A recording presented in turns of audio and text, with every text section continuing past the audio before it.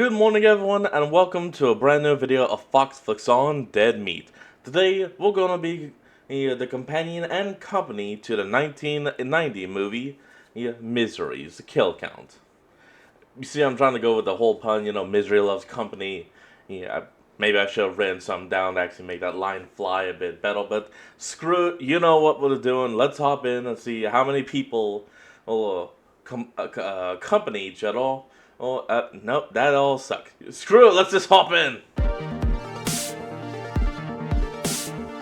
I had nothing. Welcome to the Kill Count, where we tally up the victims and all our favorite... Forgot for a second, I have to actually flip the screen so I don't get struck with copyright. horror movies and show you how they were made. I'm Hey, James James H. and today we're looking at Misery, released in 1990. Misery was directed by the late, great Rob Reiner and based on the Stephen King novel of the same name. It follows Paul Sheldon, like all of them, a paperback writer who finds himself kidnapped by an obsessive fan. That fan is Annie Wilkes, one of cinema's greatest villains. She's uniquely terrifying and played to cock-a-doodle perfection by Kathy Bates. In fact, Bates won the Oscar for Best Actress for the role, beating out the likes of Angelica Houston and Meryl Streep. That must have been crazy for Bates, since this was her first time leading a film. She had been in a few small on-screen roles, but most of her acting had been on the stage. Her win makes Misery the only King adaptation to have won an Oscar, and it's well-deserved. Annie is a book-burning, hammer-toting force of nature. Although there had been plenty of King adaptations by this point, he was reluctant to give out the rights for Misery since it was so personal for him. The only filmmaker he would trust was Rob Reiner, after he made Stand By Me, adapted from a King story called The Body. Reiner was a much-beloved figure in Hollywood, a warm and kind man whom everyone respected. His dad, Carl, was a freaking TV legend, which probably helped him get cast on All in the Family when he was fresh out of college. Still, he transitioned from a TV actor into a film director, which was unusual at the time. I think Ron Howard was the only other high-profile case before him. Reiner had an insanely strong run of films that I think is sometimes overlooked nowadays. I mean, he did This Is Spinal Tap, Stand By Me, The Princess Bride, and When Harry Met Sally, all in just the 6 years before he made Misery. His good stuff so good, I'm willing I only know 3 of those. I don't know that first one he talked about. to overlook The Bucket List. God, that movie was bad. Unfortunately, Reiner and his longtime wife, Michelle Singer, were tragically murdered in December last year. It was a shocking event that rattled a lot of people in the film industry, and I wanted to make sure to honor him in my own way by covering his only horror film, especially since Misery is a masterpiece. It's up there with Silence of the Lambs and The Shining as a horror movie so good, people sometimes say it isn't horror at all, but it absolutely is. We take the schlock with open arms. You gotta let us have the good shit too, especially when its scenes and characters have become such a part of pop culture. There was a stage adaptation starring Bruce Willis, TV reimaginings, and more parodies than I could ever list here. Show the Family Guy one. Saturday Night Live, Show the Family Guy. There it is! 2008 DirecTV commercial where Kathy Bates reprised her role. Watching anything but DirecTV? That would be painful. In short, this is a classic film made by lovely people, and it's about time we had it on. Truly lovely and glorious. 1 second. Zoran? Zoran, man, what's up? Zoran? Oh, James, thank God. Thank you for coming. I'm unwell. I'm plagued. Damn, man, I'm You're sorry. plagued? I guess we better get you to a doctor. Okay. And thankfully, it's gonna be easy. Oh, let me guess. Thanks to ZocDoc? today's sponsor, ZocDoc. How much blood will get spilled in the Misery business? Let's find out and get to the kills. Gonna make my guess before we actually get into it. Judging just from what I've actually seen about this movie, I'm not expecting many deaths, so I'm gonna say 5 as the minimum, but no more than 10. Give it a nice range. The movie begins with an ending, specifically the ending of Paul Sheldon's new book, Untitled, by Paul Sheldon. Paul's the writer of a popular series of romance novels starring Misery Chastain. Despite the series being a massive success, a flashback reveals that Paul has decided to kill off his heroine, much to the chagrin of his agent Marcia. Misery Chastain put braces on your daughter's teeth and is putting her through college. And what thanks does she get? You go and kill her. But Paul wants to move on to bigger and better things. I never meant for it to become my life. If I hadn't gotten rid of it now, I'd have ended up writing her forever. It's a sentiment that hits home for a lot of creatives. Should they keep doing what's comfortable and successful, or should they try to find fulfillment by challenging themselves with something new? Paul's starting something new with a non-misery novel that he just finished writing in the mountains of Colorado. He celebrates with a ritual of champagne and a single cigarette for his health. Then he digs out his car and drives into a tunnel car. We get a great opening credits sequence to Shotgun by Junior Walker and the All-Stars. Too bad that rear-wheel drive Mustang is a real dumbass car of choice choice for this literal whiteout. Paul rolls that baby right into a snowy ditch. The accident's so bad, it gives him goofy face. He's a guaranteed goner until a crowbar cracks through the ice and he's dragged to salvation. Sure, that's what we'll call for now. Yeah, Gonna be a let's different call it patient salvation. soon. Captivation. That's because he's been found by someone who knows who he is. You're gonna be just fine. I'll take good care of you. I'm your number 1 fan. There Annie it Wilkes is. is a local nurse who was able to fix I was expecting that part because of the Family Guy parody. Paul's dislocated shoulder. It was a little stubborn, but I finally popped it back in. His legs on the Ow. other foot? Well, she did what she could, but they're like crazy broken. What the fuck, dude? Oh, that's some nasty swollen sausages. And he says Ugh. the blizzard knocked out phone lines and emergency services, so they're isolated in her snowy woods house. But she'll treat him until they can get to a hospital. I love how the score matches what Paul don't thinks worry. of Annie. These early For scenes now. have a hopefulness to the music, a feeling of gratitude. Yet there are early signs that she might be a little dangerous. In fact, it wasn't even a coincidence she found him. She admits to some light stalking, sitting outside his cabin and following him around. And I wonder why a literary genius would go for a drive when there was a big storm coming. I didn't know there was a big storm coming. Honey, you've got a big storm coming. Still, she fixed him up and has nothing That's been referenced so many times, I honestly can't tell you what has been said. but praise for Paul's work. That's good enough for him. Like all writers, Paul loves getting his ego stroked. Writer Tim wrote that line. It's true.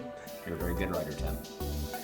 Care about how Annie much you is stroke that specifically ego. obsessed with Misery. She's read all 8 books and has made it her whole personality. She's probably queen of Ms. Talk, not to be confused with Ms. Talk, which is awesome. The Misery books are important. What the hell to is her. that? They were a distraction when her husband left her. She made me so happy.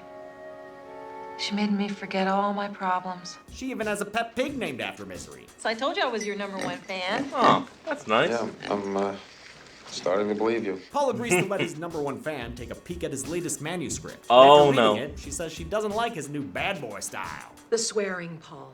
It has no nobility. Paul based the crude dialogue off kids he knew growing up, but Annie's so offended she's spilling soup all over the place. She says real people don't talk like that. It would be ridiculous if they did. Oh, now, Wally, give me a bag of that effing pig feed and 10 pounds that bitchly cow corn. The reaction is the first real hint that she might be a problem for Paul. Yeah, that's why you probably should not let someone like this that literally admitted to stalking your ass read your new stuff.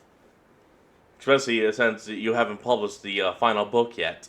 So, I love you're dead. Paul. And that's the second. Paul's disappearance has gotten Marsha worried. She's played by Lauren Bacall, a Golden Age star who was in films like The Big Sleep and To Have and Have Not. I mean, I got a call from her agent saying, you know, would you consider Lauren Bacall for this part? I said, you kidding me? Consider her. I mean, God, she's a legend, you know? Marsha calls up Course. Silver Creek's sheriff, police chief, and fishing guide Buster. I fucking love Buster. He's a laid-back, casual, small-town guy, but also sympathetic Oh yeah, that's also who you're dressed as. and rational. At first, he doesn't think there's any cause for alarm, but he wants to make sure to get the straight story. He goes out looking for Paul with his wife/deputy Virginia, who's very amorous, even when Buster ain't looking to bust. When you're in this car, you're not my wife, you're my deputy. I love these two, and the way they playfully tease each other. We got Okay. a phone call. Busy morning. Yeah, work. These characters aren't in Stephen King's novel. They were written for the movie by screenwriter William Goldman. Their casting is perfect. Buster's played by Richard Farnsworth. Wonder with why. So much warmth and intellect. Frances Sternhagen said it was easy to act flirtatious with him because he was so likable in person. She had just been in Reiner's Sibling Rivalry, and nearly 2 decades later, she'd kick ass in another King adaptation in The Mist. Oh, shit, Buster's that so was dedicated her? to his job, That's the old man awesome. climbs his old ass down a snowbank looking for a clue. Why does his face here look exactly like Molly's when we're playing the fetch? He doesn't understand anything. Need some help? No, I'm enjoying myself. Thank you. In fact, he just misses Paul's car tires sticking out of the snow. On his way Oh, out, damn we it, see that no. he's painfully close to Paul's captor in a great shot that swings from him on the side of the road to a head-on driving shot of Annie. Damn, that was good. Misery That was shot was by good. Barry Sonnenfeld, Golf who had clap. also been Reiner's cinematographer for When Harry Met Sally. This was actually the last movie he would DP for someone else before directing his own films, like the Addams Family movies, the Men in Black trilogy, and Wild Wild West. Oh, it was his kick idea ass. to use wide-angle close-ups on Annie to let the audience get up close and terrified. terrified. Annie comes back from the store but tells Paul the road to the hospital is still blocked. To pass the time, she's picked up the latest Misery book, which just came out. A few chapters in, she says it's divine. It makes her so happy she could snort. Oh, that's not good. These times when Annie's personality reverts to a schoolgirl with a crush makes her extra terrifying. It's like there's no in-between with her. She's either super PO'd or saccharine sweet and as I didn't realize the final book was published out. folksy as Paul Bunyan. Forgive me for prattling away and making you feel all oogie. Unfortunately for Annie, and for Paul, this latest Misery novel doesn't have a happy ending. When she finishes the book, she walks in looking like a Star Wars fan meeting Rian Johnson. She's pissed that Paul killed off her favorite character. You murdered her! By God, that table had a family! Oh no, not the table! In the face with any of that. Annie turns on Paul and drops any pretense of taking him to the hospital. And don't even think about anybody coming for you, because I never called them. Nobody knows you're here. There ain't much he can do about it either. Because if I die, you die. She leaves and Paul decides to make a move. Sweet Jesus, literally, it's terrible. by moving his body onto the floor, violently. But Annie's right about his helplessness. He can barely crawl around, and besides, the door is locked. He's a prisoner here. Damn it. Unsurprisingly, Misery was inspired by King's own experiences as an author. He wrote the book after the failure of his 1984 fantasy novel, The Eyes of the Dragon. It was well received by critics, but rejected by his fans due to its departure from the horror genre. When the world expects a certain thing from you and you want to go in another direction. Reiner identified with this part of the story too. Having just finished the highly successful When Harry Met Sally, colleagues and viewers alike urged him to keep making more of the same thing. Instead, he wanted to challenge himself by making a thriller, giving us Misery. Reiner wound up naming his production company after Castle Rock, the fictional town featured in many King stories. The company would end up making 7 King adaptations, though most of them were dramatic stories like The Green Mile and Shawshank Redemption instead of straight horror. Annie returns the next morning, much calmer. Still very nice. The man upstairs. I asked God about you, and God said, I delivered him unto you so that you may show him the way. In this case, the way means burning his manuscript. Oh no! God says to do it. It's a painful decision, since this is 1990 and Paul don't have a backup on his Google Drive. But Annie makes him choose between the only thing he had is a freaking typewriter! His book in his body, so Paul begrudgingly complies. Oh man, this is worse than when I've done a whole kill count only to find out the sound wasn't recording. With this situation going fucked, Paul decides to make a long-term plan. He starts foregoing his painkillers and stashing them away in his mattress. As the days go by, Annie eventually gives Paul a wheelchair so he can get the full Jimmy Stewart experience. But with no neighbors to peep on, he'll have to pass the time a different way, writing a new entry in the Misery series. He can use this flimsy folding table and 50-pound typewriter with a broken end key. Paul sees a bobby pin on the floor and tries to distract Annie by requesting new paper, saying this kind smudges. See? Smudge. But that simple request breaks Annie's frickin' brain.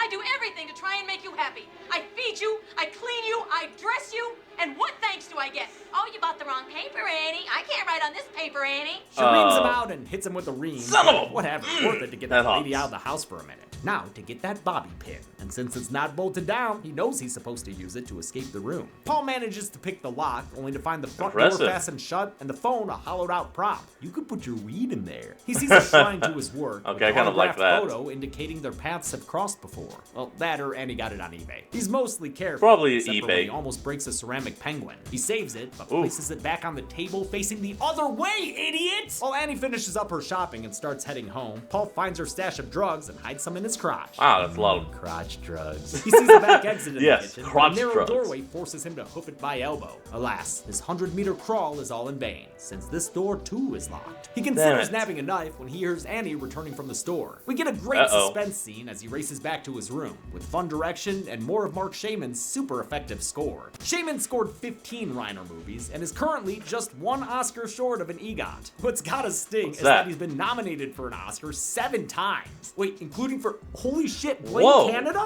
Wait, this dude co-wrote all the songs for Bigger, Longer, and Uncut with Trey Parker? Those songs are masterpieces, awesome, dude. That's such a good musical. Fuck yeah, Mark Shaman. Paul gets back just in time and explains his perspiration as a product of pain. That's good enough for Annie. After all, 2 people in love can never stay mad at each other. Buster's been searching the area in a helicopter, piloted by Reiner in a silent cameo. They eventually manage to find Paul's car, but the police declare him deceased and, probably eaten by animals? I don't know, he's gone. Not Buster, though. He ain't buying that shit. Yeah, no, if anyone was to look at that and call though, they'd be like, it was forced open. And someone probably found him and used some kind of pry ball, crowbar, to rip the door open, dragging him out. We need to find out who is within 5 miles of this area. That will be our starting search area. You see the dents on the door there. Someone pulled him out. That's some fine police work, Buster. Yep, I'm not sure why exactly. he doesn't tell the other officers, or if they already know and just don't care. Either way, Buster scrubs Okay, this that's one what up it for himself. Well, you know, him and his wife. Paul starts setting his escape plan in motion. The first step is to empty all his drugs into a paper pouch. Then he's got to play the part for a while, which means writing a new novel. His first effort's a little lowbrow. Oh, dog, you better eat that page, lest Annie find it and punish you for being a dirty bird. He tries to write That's some funny. bullshit, but it gets rejected by Annie, who won't accept shortcuts that retcon the ending of the last book. That always peeved her off as a kid watching serials. I stood right up and started shouting, "This isn't what happened last week! Have you all got amnesia? They just cheated us! This isn't fair!" Oh my god, this shot gets so close, her eyes start looking like Molly's. Why are you all over this movie? She demands that Paul Love start Molly. from where the last book left off, Misery buried underground in a grave. His second attempt is much better received, with a solution that gets Annie twirling around like a little kid. Oh, Okay. this whole house is gonna be filled with romance. I'm gonna put on my Liberace records. Wait, what Kathy the Bates fuck? was not an inexperienced actor. In fact, she had already been Oh. nominated for a Tony in 1983, but she struggled to find screen roles, Oh. with multiple casting agents saying she wasn't attractive enough to be successful. Screenwriter Goldman wrote the part of Annie specifically with her in mind, and Reiner trusted his instincts, since Goldman had been the one to suggest Andre the Giant for The Princess Bride. Having Had a earned some good goodwill call. with his captor, Paul suggests a celebratory dinner. Annie makes meatloaf and mash. My secret is I only use fresh tomatoes, never canned. And to give it that little extra zip, I mix in some Spam with the ground beef.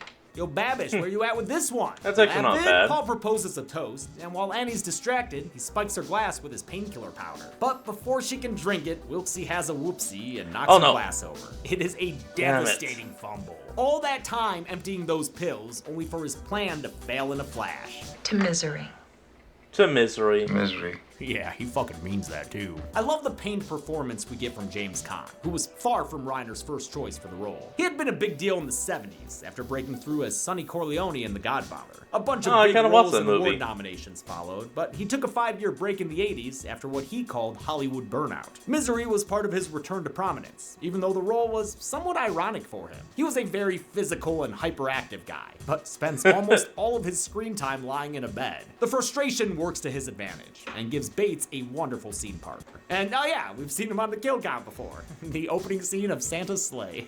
With his escape plan foiled, Paul okay, that's spends kinda the next cool. few weeks trapped and writing his little ass off. Through all sorts of weather, like he's on a boat for the New World with Ann Lee. But all is not concert here, since Annie starts looking pretty down in the dumps. She admits that she's fallen in love with Paul, but that she knows he doesn't love her. Oh, hey, it's reverse Stockholm syndrome. And after he finishes the book, he won't have any reason to stay. Oh, also, she has this gun. But that's not like Why do you have a relevant gun? or anything. She's just saying she has a gun. I better go now. I might put bullets in it. Okay, well, that's not exactly psycho. the kind of thing you want to hear. I think Annie's on tilt. Like, literally. Look at that Dutch tilt. We gotta have a Dutch tilt somewhere in this movie. This was Reiner's first horror/thriller, so Awesome. he studied the genre, watching lots of Hitchcock and film noirs like The Third Man. He replicated the visual language of those movies. Not just Dutch angles, but lots of inserts and close-ups Dutch that angles. can be used to stretch or shorten time and build suspense. Put the audience in the best seat.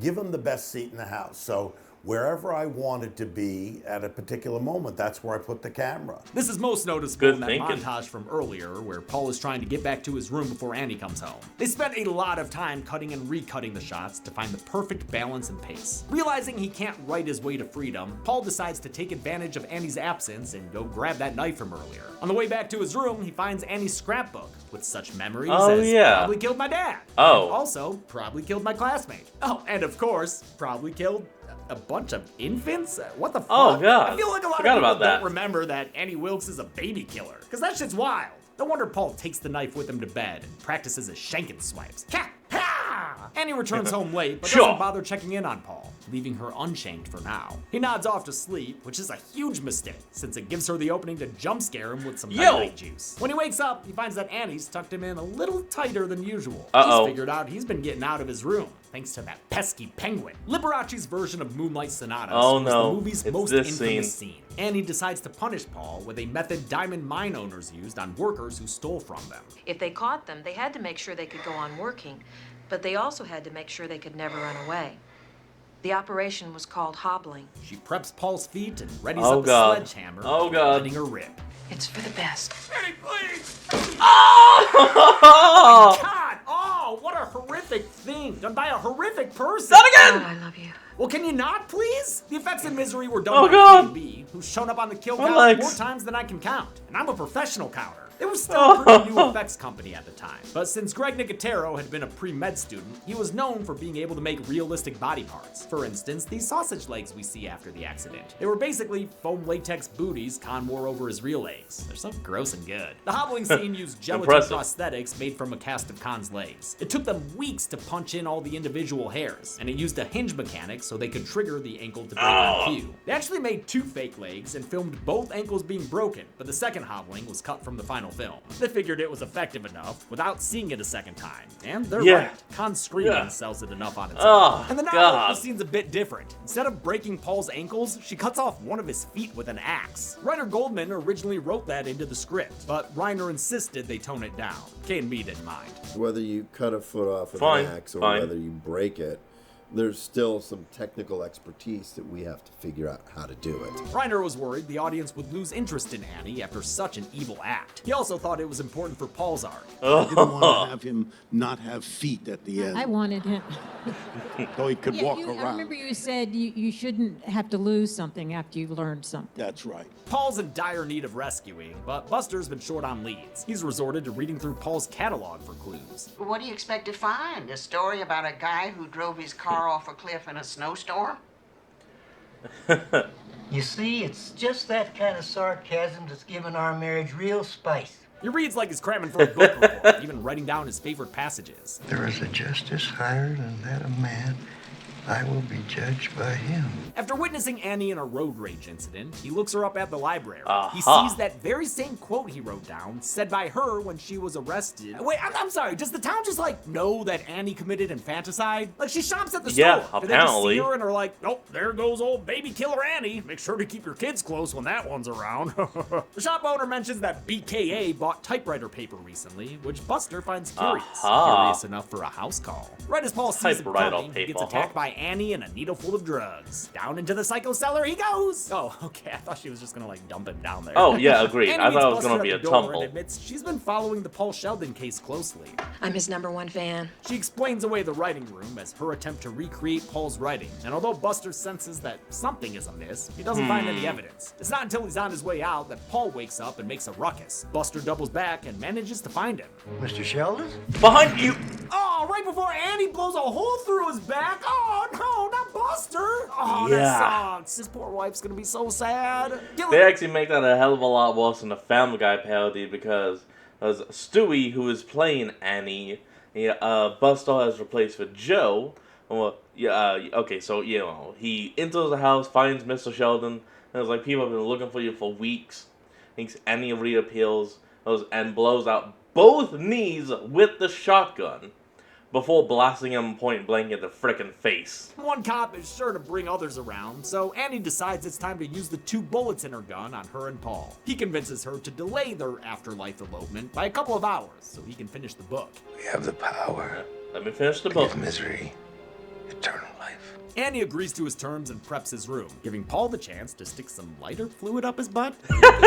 As night falls, Paul finishes up the final chapter. Ah, yes. From crotch drugs to ass fluid. Oh God, no, that went wrong.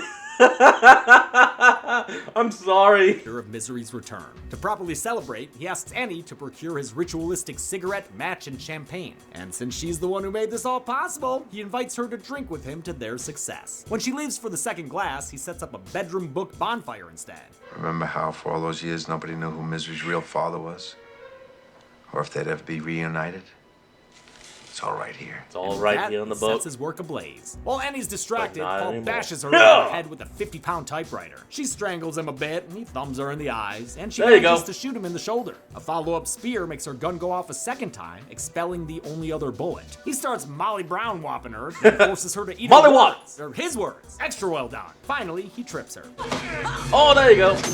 Oh Oh. my God! Oh, that so painful, and also clearly a fake head, but it's fine. Yeah, but also that ting sound effect, that ting! And we made 3 gelatin heads for different shots, and I think the one they used here was a last-minute request. Might explain the quality. But I bet you didn't realize it was also a fake head when Paul's shoving burnt paper down Annie's throat. Also, I love the story we of can't Kathy really see Bates it. meeting the K&B guys to get her head cast. She came into their studio hot. I guess nice to meet you. And she was like, lick my plate, you dog dick. And we were like, wait, what? What? And she started quoting Texas Chainsaw Massacre 2. Kathy Bates sounds awesome. She and James Caan did That is stunt kinda doubles for cool. the fight scene. They performed the whole thing themselves. Bates said she felt safe with him because he was so strong and athletic. The only thing that sucked was getting her head banged against the floor. They had a pad, but I mean, that's gonna Yeah, be of course rough no I would matter still what. hurt With this the brain. actor seemingly dead, Paul tries to crawl away to freedom, only for Yeah, Annie to there's no kill count graphics, so... return for one last scare. He's able to grab a Exactly. nearby doorstop in the shape of her pet pig and uses it Pig! for a final porcine punch to the face that puts Annie down for good. 18 months later, Paul has mostly recovered from his experience. He's written a brand new book and is finally getting the critical acclaim he's always Huh, so I guess I actually was even more wrong with my guess. There's only 2 deaths. wanted. The only problem is he's still haunted by his misery muse. The movie ends with a waitress who really can't read the room. I just want to tell you I'm your #1 fan. Don't Oh, ever, yeah? don't Well, ever a say real that. #1 fan wouldn't remind him of that time he got hobbled. How many guests got hobbled during their stay at the Kathy Bates Motel? Let's find out and get to the... Oh! Zoran! God, I love to the numbers bits. Zoran! Only 2 people died in Misery, which isn't surprising. There were only like 5 characters total. The victims Yeah, consisted I of one was man off. and 1 woman, giving us this equally divided, humble, hobble pie chart. It's a count and breakdown we've seen 5 times before on this show. With a runtime of 107 minutes, Misery had a kill on average every 53.5 minutes. I'll give the Golden Chainsaw makes for sense. coolest kill to Annie. The whole film builds up to this confrontation, and it's a brutal, bloody, and fitting Yeah, end. it to one hell of finally a villain. happened. And I won't give a dog machete for this one, since I like the suddenness of Buster's buckshotting. Very dick gathering of him. And that's it. God, that Misery was so came out in good. 1990 to critical acclaim and launched a successful screen career for Kathy Bates, because fuck the haters. Until next time, I'm Hell James yeah. Anthony's. This has been the Kill Count. Alright, what's on the next one? Dr. Henry Frankenstein shocked the world by uncovering Henry? the secrets of I thought his life name was and Victor. death. His creation brought thrills, chills, and kills to the silver screen until his reign of terror was cut short by an angry mob. He Ooh. must be dead. Or was it? So is this gonna be the original Frankenstein? That wasn't the end at all. Yes, Frankenstein's monster has returned, thirsty for one thing, and it isn't a hard drink. A bride. Good Though he wouldn't turn one down. What he's really thirsting after is a mate. woman. The monster bride wants his of creator to build him a Frankenstein. bride. Witness the horror. The excitement. Good. He's and the smoking? heartache. How beautifully dramatic. As Dr. Frankenstein violates the laws of nature for monstrous love. What will happen when the monster meets his mate? Oh, what a terrible wedding night. And who's this guy? And why does he have little people in jars? I don't know what the hell's even This happening. week, say I do to the Bride of Frankenstein. She's alive. Alive. Then on Friday, save the date for the kill count. Only on Dead Meat. Nice. Night for mystery and horror. Okay, well there you have it. Next time when we flick on a kill count, it will be the Bride of Frankenstein. Alright, well that's going to be the end of today's video, and I hope you all enjoyed this. Remember to like, comment, and subscribe for more. Link to the original will be in the description below, and I'll see all of you next time when we flick back on. Till then, this is Fox, signing out. Peace.